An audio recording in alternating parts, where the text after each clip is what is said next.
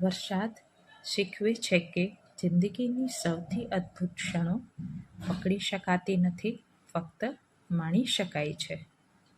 આવા જ વરસાદમાં હું મારા નાના ભાઈ સાથે નીકળી ગઈ છું ઝાંઝરડા રોડ પર આવેલી સિલ્પન હોસ્પિટલે જવા માટે. આ હોસ્પિટલ ડૉક્ટર શ્યામ માકડિયા ચલાવે છે. ખૂબ જ સારા ડૉક્ટર છે. ખૂબ જ આધુનિક સાધનોથી નિદાન કરે છે.